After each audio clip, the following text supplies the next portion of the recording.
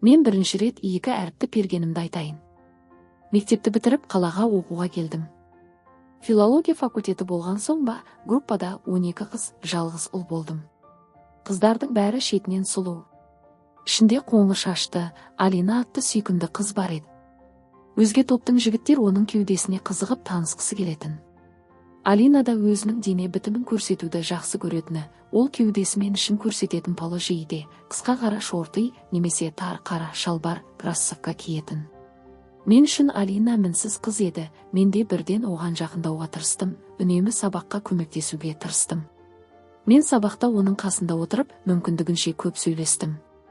Бірақ кейін ол қыз мектепті менен бұрын бітіргені, 3 жас үлкен екені белгілі болды.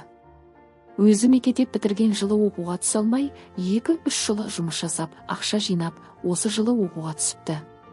Осылайша сабақ басталғалы 6 ай өтті. Наурыз айының соңында біз әдеттегідей кабинетте бірге отырдық. Содан кейін ол менен «Сенің қызың бар ма?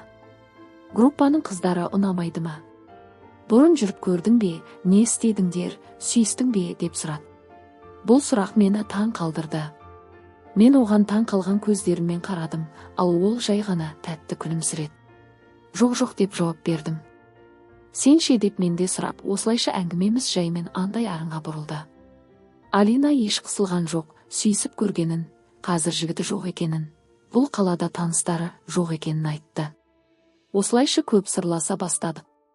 Менің түсінгенім бойынша Алина точно тесік. Тесік болғанда да таза азартпен жататын, талай нәрсені көрген-ау деп ойлаймын. Бір күні сабақтан кеш шықтық. Ол пәтерде бүгін жалғыз екенін, түнде қорқатынын айтты. Мен жатақханаға бармай, онымен бірге пәтеріне тарттым. Ол қолтығымнан ұстап маған тығылған сайын, қотағым тікірейіп, оны қалай сігетінім туралы ойлардан басым айналып, пәтерге кірмей-ақ қақиып мүшем дайын болды. Оны шалбар сыртынан Алина да байқап келеді. Ішке келген бойда ол мені қабырғаға тақап, қолын бағанадан бері басын көтеріп қарап тұрған мүшеме тигізді. Ол тізерлеп отырып, мүшемді сыртқа шығарды, қолы тигенде бүкіл денемді діріл басты, керемет күйді сезіндім. Ол оны аялай бастады. Содан кейін ол күлімсіреп, оны аузына алды.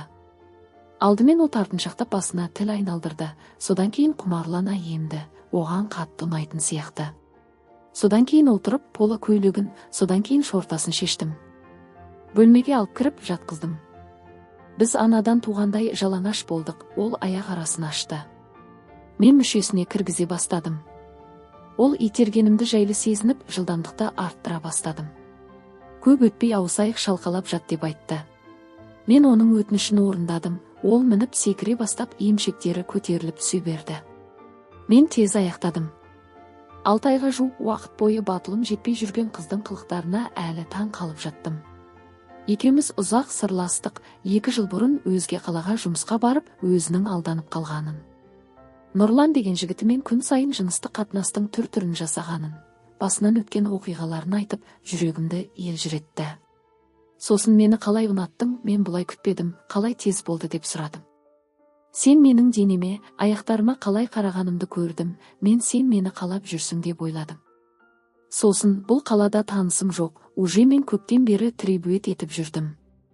Сені пәк жігіт деп ойламадым деп жауап берді. Сәлден соң біз қайта кірістік. Ол қайта отырып, қазықтай қатты мүшеме қайта секірді болды.